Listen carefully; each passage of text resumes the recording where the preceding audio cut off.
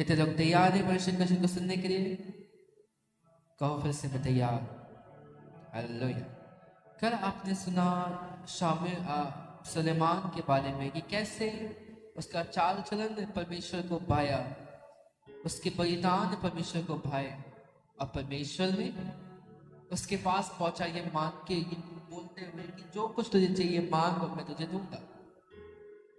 Hallelujah.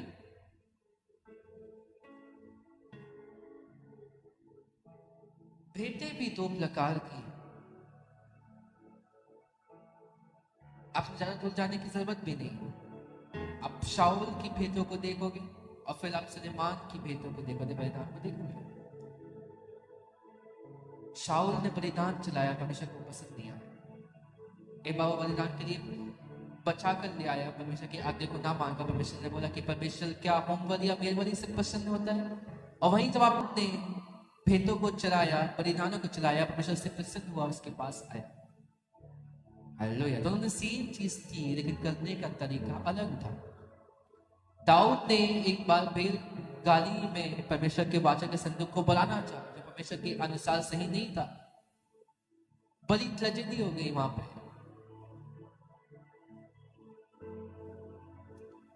और फिर दाऊद ने वैसा ही किया, लेकिन सिवाय बैलगाड़ी के उसने याजकों के द्वारा उनको उठाया और परमेश्वर उससे प्रसन्न हुआ। परमेश्वर ने उसको आशीषित किया। हालेलुया। करने का तरीका सेम है, जो किया वो भी सेम है, बस एक छोटी सी चीज, और आप जो कर रहे हो वो परमेश्वर के द्वारा आशीषित ठहर सकता है या परमेश्वर उससे नाप्रसन्न हो सकता है। हालेलुया।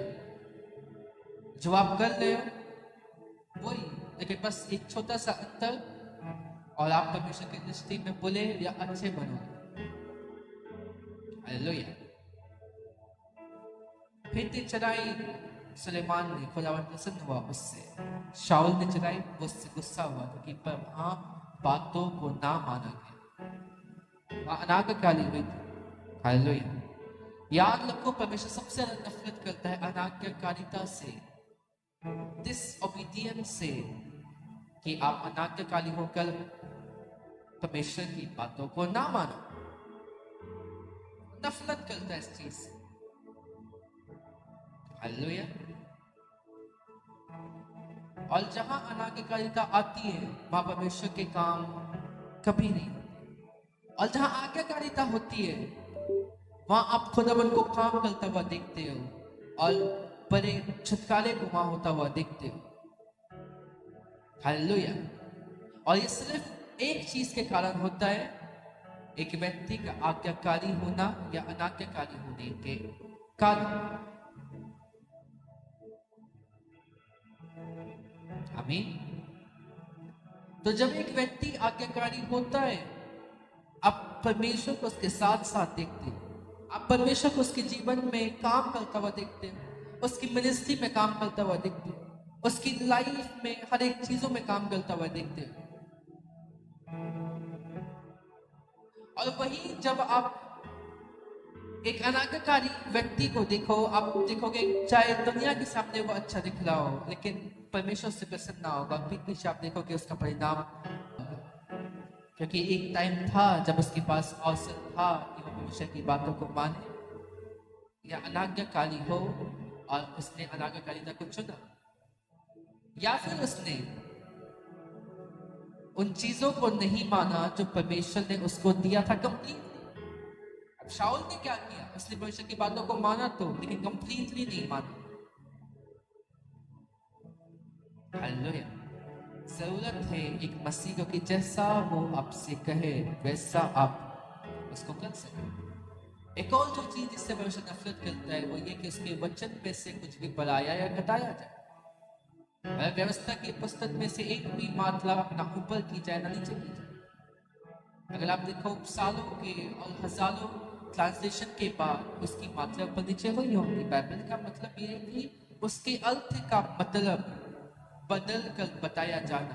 परमेश्वर उससे नफरत करता है कि परमेश्वर के वचन को बदल कर और घुमा कर बताया जाए। आमीन।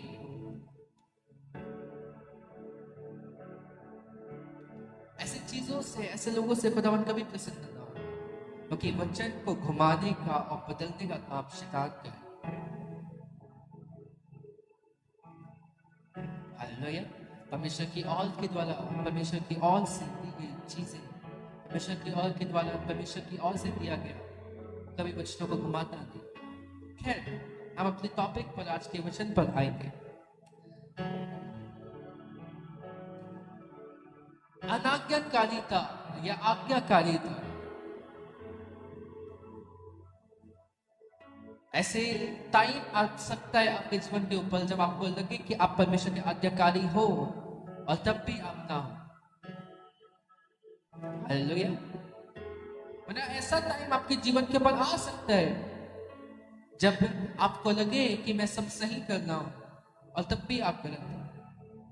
नीति वचन इस प्रकार से लिखा है, मनुष्य का चाल चलन वो आप कैसे समझ सकता है। फिर नीति वचन में ये लिखा कि मनुष्य का सारा चाल चलन उसकी दृष्टि में सही जान पड़ता है, लेकिन यहोवा मन को देखता है, मन को जांचता है।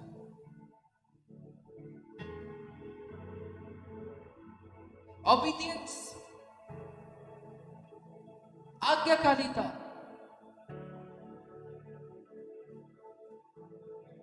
कैसे, कब, आप कैसे समझ सकते हो कि मैं सचमुच में खुदावन का आज्ञाकारी हूं या नहीं?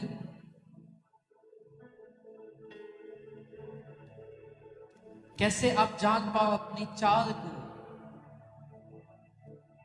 कि क्या ये परमेश्वर के आगे सही है या नहीं? शाऊल को लग रहा था जी वो जो कर रहा है वो सही कर रहा है। मूसा ने जब पर्वत को, चट्टान को लाठी मारी, उसको लगा कि वो सही कर रहा है।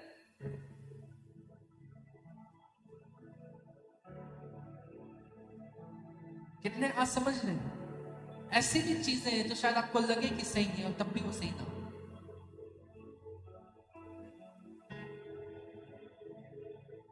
और अगर ऐसा है तो कौन गलती से बचे रह सकता है, कौन पवित्र रह सकता है?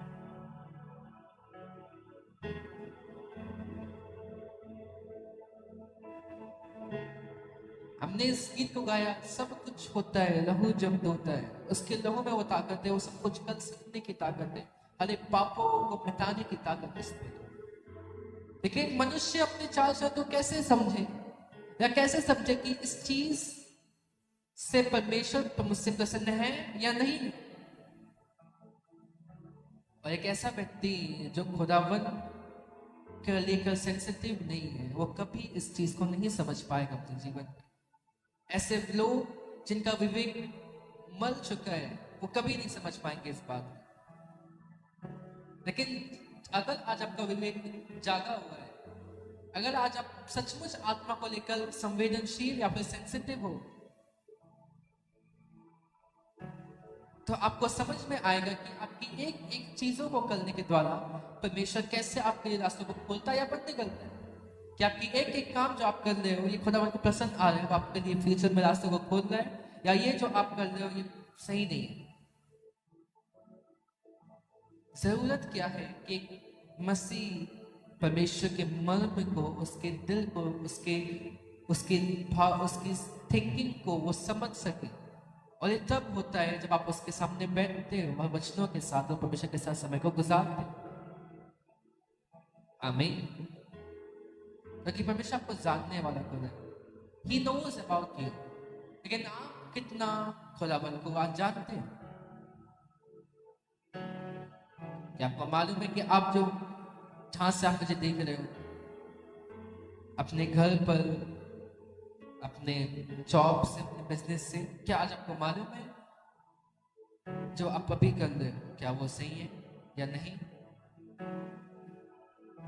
एक एक चीज जो आप करते हो अपने जॉब से, अपने बिजनेस से, खुदावन देख रहा है, इज वॉचिंग यू। जब आप किसी से झूठ बोल रहे हो, चाहे इतना बड़ा क्यों ना हो, छोटा ही क्यों ना हो, इतना बड़ा ना हो, जब आपका बिहेवियर सही ना हो, जब आपकी आंखें सही ना हो, जब आपका सोच सही ना हो, और क्या आपको नहीं मालूम कि खुदावन आपको देख रहा है इसमें?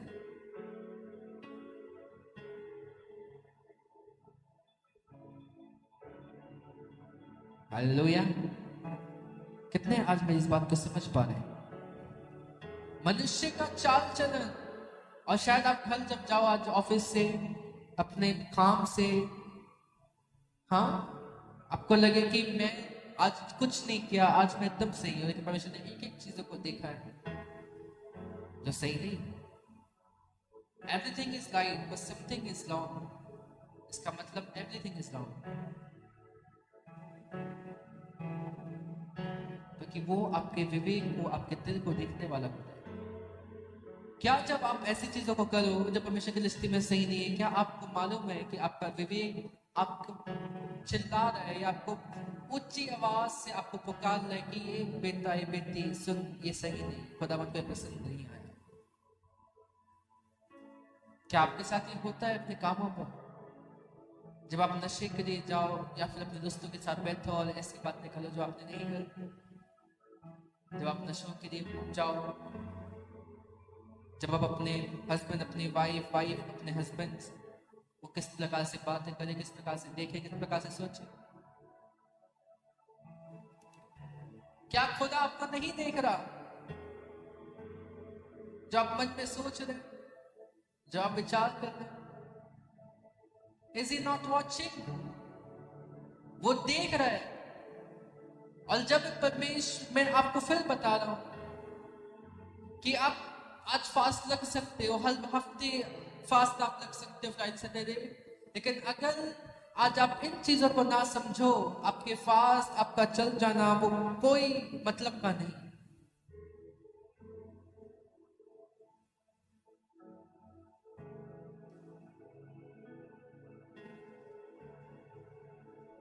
सुलेमान समझ रहा है,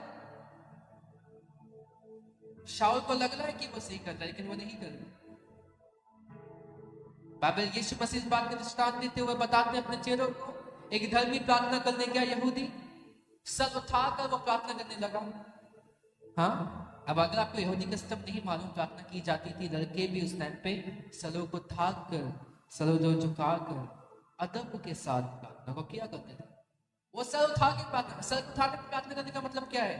अगर मैं कपड़ा लूं, मान लो ये मैं, और मैं ऐसे करके लगूं प्रार्थना करने के लिए, अगर मैं सर उठाऊं तो इसमें चले जाना पीछे। पहले नियम था ये कि आपने सर ढाको, वो तो शॉल मेरे पास है, अगर आने वाले टाइम पर या आने वाले फास्टिंग में आपको दिखाऊंगा जो शॉल इजरायलियों में पहना जाता है, मैं अगली बार आपको दिखाऊंगा। हालेलुया। वो शॉल मेरे पास है, अवेलेबल है, उसके साथ वाली आशीष से जुड़ी हुई है। क्या आपके साथ समझ, वो सर उठाकर अर्थात नियम के बाहर जाकर प्रार्थना करने लगा। अब उसने जो प्रार्थना की उसको साइड रख दो, आप सिर्फ यही चीज आपने निकालनी है कि वो सर उठाकर उस रीति से प्रार्थना कर रहा है जिस रीति से उसने नहीं करनी। अब बाइबल कहती है, यीशु ने कहा किसने, और फिर बाइबल कहती जब दूसरा व्यक्ति जो चुंगी लेने वाला था, क्योंकि चुंगी लेना, टैक्स लेना को जो यहूदी लोग थे वो पाप माना करते थे, वो सर झुका के प्रार्थना करने लगा कि हे खुदा मुझ पर दया कर, मैं पापी मनुष्य। यीशु मसीह ने कहा किसकी सुनी गई? वो जो सर उठाकर प्रार्थना कर रहा है, वो जो सर झुकाकर प्रार्थना कर रहा है। आप किस प्रकार से प्रार्थना को करते हैं? हाँ, वो लोग जो मुझे जन्म से मसीह है, जो मुझे देख रहे हैं, आप लोग किस प्रकार से प्रार्थना करते हैं? क्या आपको फियर, क्या आपको डर है कि खुदावंद आपको देख रहा है? जिसने इस दुनिया को बनाया वो आपको देख रहा है। हाँ, प्रार्थना जब तक दिल के साथ ना की जाए वो प्रार्थना नहीं। आपको एक्नॉलेज हो, आपको मालूम हो कि आप किस खुदावंद, किस परमेश्वर से आप प्रार्थना करने जा रहे हो। अगर आप इस ऑनलाइन मीटिंग को देख रहे हो, खुदाबंद आपको देख रहा है और आपको ये मालूम हो कि वो जो खुदाबंद है, जो मेरी लाइफ जिसने बनाई, जिसने दुनिया को बनाया, वो मुझे देख रहा है। अगर आप सचमुच में फील करोगे, आप डरते और कांपते हुए उसके भवन में, उसके हजूरी में जाओगे।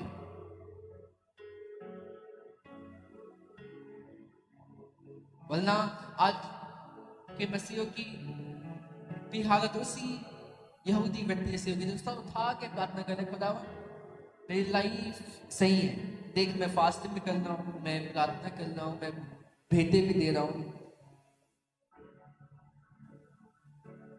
वो लोग जो अनुग्रह को नहीं चाहते, अनुग्रह पल नहीं है, लेकिन जो लोग अनुग्रह को मानते हैं, वो उसके अनुग्रह को अपने जीवन के ऊपर काम करते हुए देखते हैं। हालेलुया।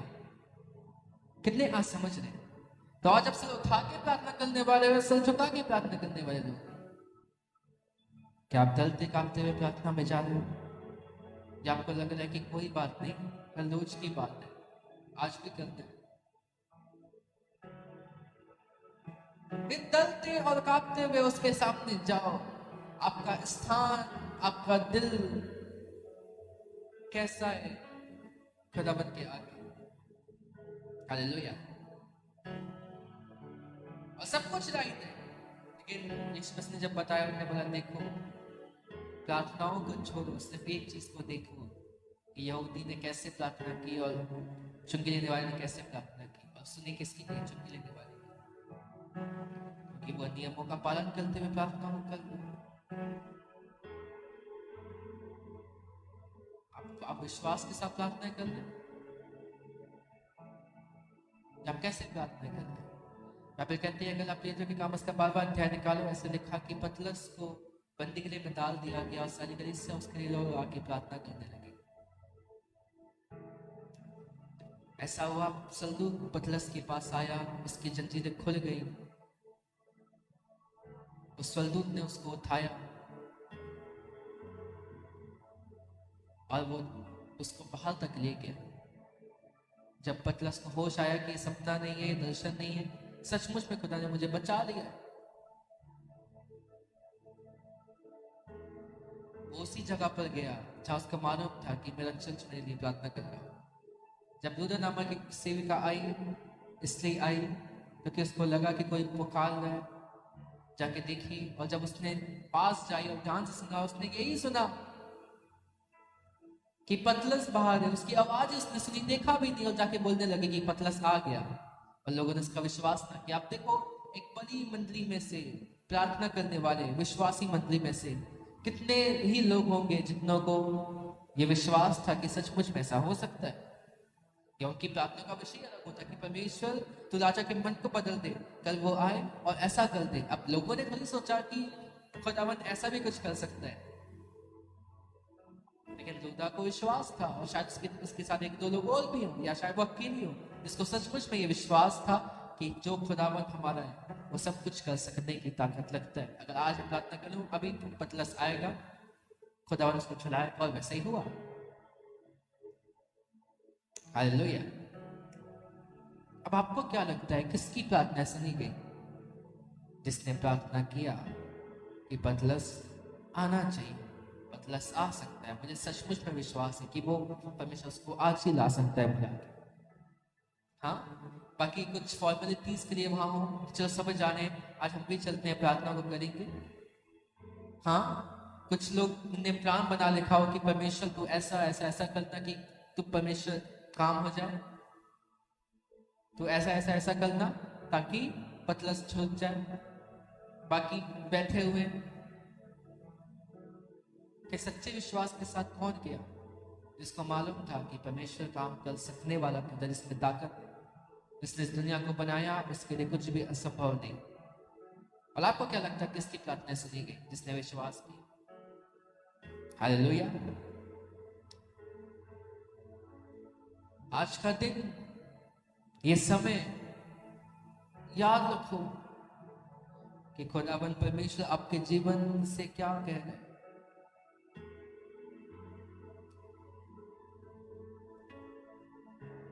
वो आपके लिए सब कुछ कर सकने वाला परमेश्वर,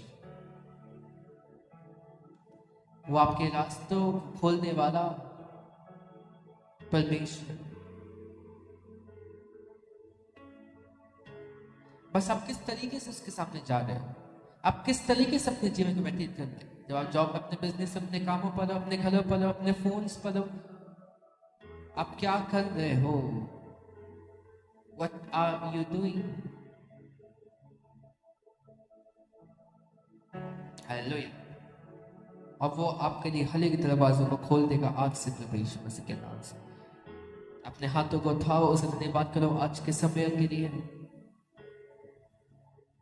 जितने लोग ऑनलाइन में साथ जुड़े थे, अगर आपका चाल चलन परमेश्वर को भाए, अगर आप सब कुछ खुदाबंद के आगे सही कर, आप उसके रास्तों को खुलता हुआ देखोगे प्रभु यीशु मसीह के नाम से। धन्यवाद करो ऊंची आवाज के साथ।